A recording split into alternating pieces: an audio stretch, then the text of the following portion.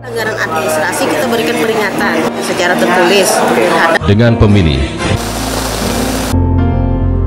kabupaten dan kota. Tapi di suara 16% yang awal meski dugaan Selatan Jatuh sakit Prabowo Subianto dan Wakil Gubernur Kalimantan Selatan.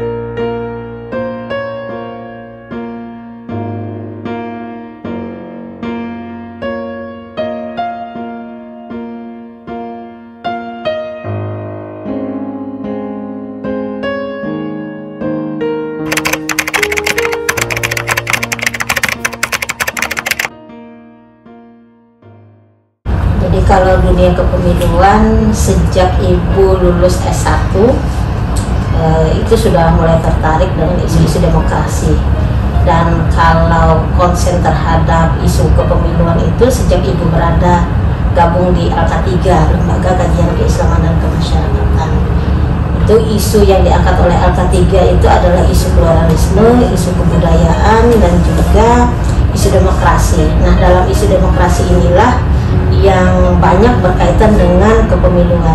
Bahkan sejak tahun 2004 itu kita sudah melakukan pemantauan, itu bekerja sama karena kami tergabung dalam JPPR, Jaringan Pemantau Pemilu Rakyat. LK3 tergabung di sana, jadi kami aktif melakukan pemantauan. Ada kerjasama dengan The Asia Foundation dan banyak lagi lah lembaga-lembaga lainnya yang tergabung di JPPR tersebut. Dan kami dulu lebih konsen pada ada riset tentang memulai tahapan pemilu itu seperti apa, dan juga pada saat hari H kami melakukan pemantauan.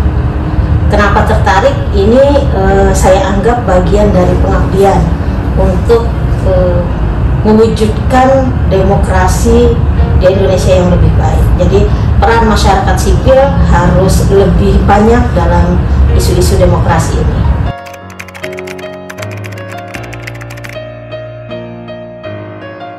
Yang paling berkesan, kayaknya semuanya berkesan ya.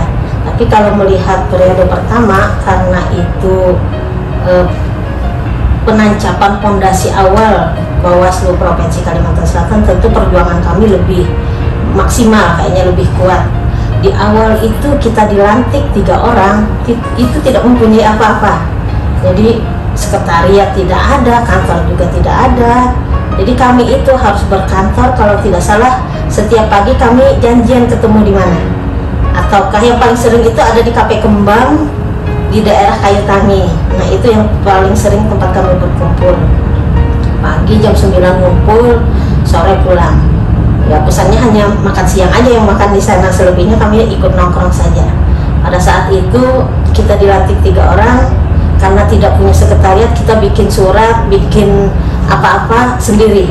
Jadi bikin usulan-usulan.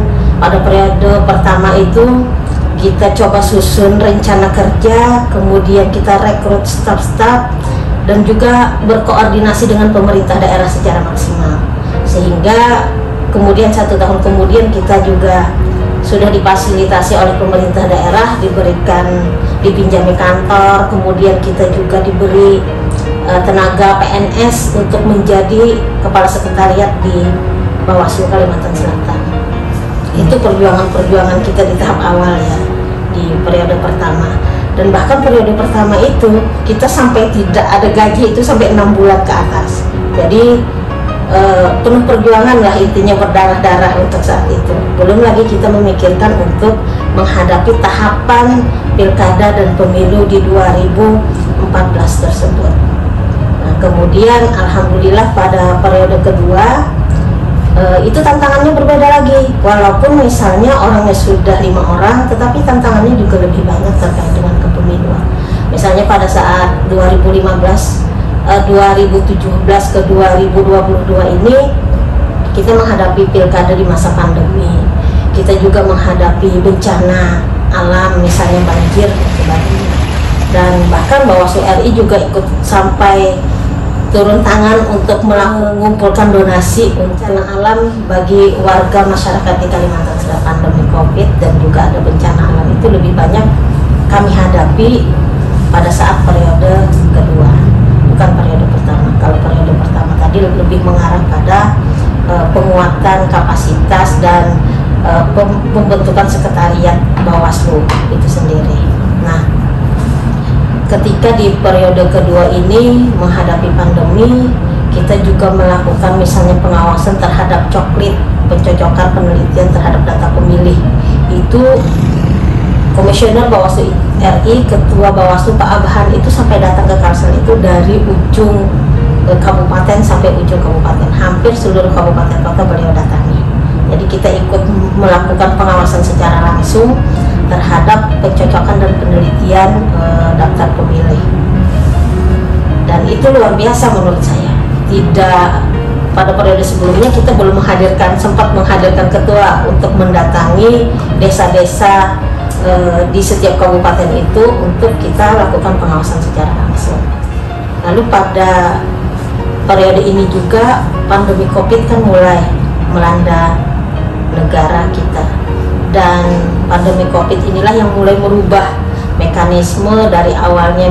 Misalnya kita rapat koordinasi secara langsung, kemudian kita lakukan rapat koordinasi itu lebih pada melalui namanya daring, ya, tidak secara luring. Nah, ini memberikan banyak pengalaman bagi kita. Bahkan dalam pandemi ini juga kami memastikan bahwa pemilih itu dapat menyalurkan suaranya. Jangan sampai karena pandemi mereka kemudian ketakutan, sehingga kami harus memastikan penyelenggara teknis itu melaksanakan pemilu itu pada hari H dengan menggunakan protokol kesehatan. Nah, itu yang harus kami pastikan. Jadi sekaligus melaksanakan atau melakukan pengawasan, kita juga berupaya melakukan pencegahan terhadap penularan pandemi COVID ini.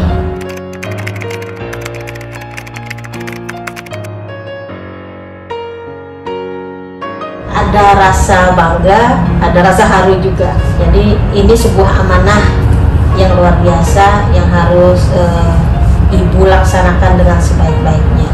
Jadi walaupun tidak berpengalaman menjadi ketua sebelumnya, tetapi ini adalah sesuatu pembelajaran baik bagi Ibu secara pribadi ataupun nanti kawan-kawan perempuan lainnya, bahwa kita itu bisa setara dengan laki-laki. Jadi siapapun punya hak untuk menjadi pemimpin. Intinya saya bersyukur dengan support yang diberikan kawan-kawan, dan ini sebuah tantangan untuk saya sebagai perempuan menjadi ketua di Bawaslu Provinsi Kalimantan Selatan.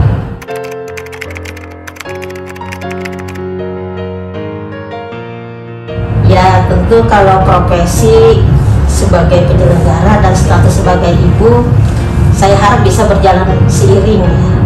Jadi saling mendukung dan saling menguatkan. Di periode kedua, anak-anak saya mulai tumbuh menjadi balita, dan saya tetap diizinkan oleh suami saya untuk mendaftar menjadi penyelenggara pemilu.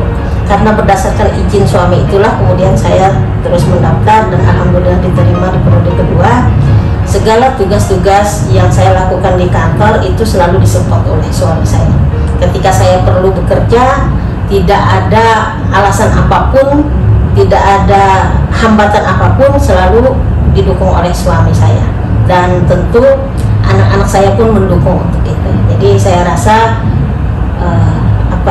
tidak dihadap-hadapkan antara profesi karir dan juga profesi saya sebagai ibu.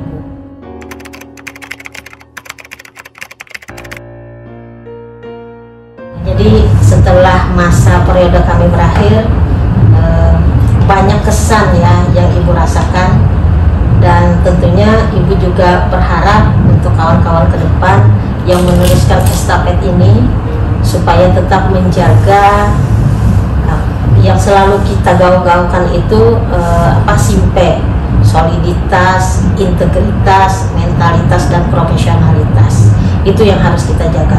Kita harus kuat dari sisi internal kita, kelembagaan Bawaslu dan sekretariat. Kita juga harus menampakkan bahwa profesionalitas kita kepada publik itu terjaga. Itu yang harus kita jaga. Jadi sebagai penyelenggara, saya berharap kawan-kawan komisioner yang meneruskan estafet ini dan juga kawan-kawan kabupaten kota yang mensupport untuk melaksanakan tugas-tugas di lapangan itu harus proaktif dan reaktif. Jadi proaktif itu artinya bisa melihat sejak awal potensi-potensi apa yang mungkin terjadi ke depan. Jadi potensi kerawanan itu harus dilihat lebih awal sehingga kita bisa lakukan upaya-upaya pencegahan supaya tidak terjadi kerawanan tersebut. Dan reaktif ketika misalnya masyarakat menyampaikan terkait adanya dugaan pelanggaran, kita harus respon itu secara cepat sehingga masyarakat tidak kecewa terhadap keberadaan kita. Dan saya berharap kita Bawaslu dapat mewujudkan proses demokrasi di Kalimantan Selatan ini menjadi lebih baik, berintegritas dan dipercaya dalam proses pelaksanaannya.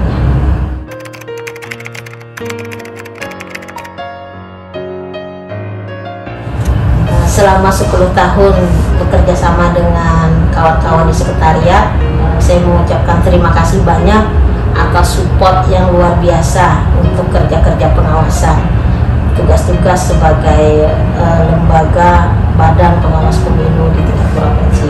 Dan selebihnya saya sangat berterima kasih kepada jajaran di tingkat kabupaten kota, kecamatan, bahkan kelurahan desa yang menjadi ujung tombak kami dalam mensukseskan proses pengawasan pemilu kemarin. Alhamdulillah tugas-tugas itu bisa kita laksanakan dengan baik. Saya juga memohon maaf kalau selama 10 tahun itu ada hal-hal yang kurang berkenan, baik kata-kata, tingkah laku dan perbuatan saya kepada jajaran ataupun kawan-kawan dan seluruh yang terlibat dalam proses pengawasan ini. Karena tentu tidak ada gading yang tak retak. Semua kita punya salah dan saya mohon maaf atas kesalahan atau kekeliruan yang baik disengaja ataupun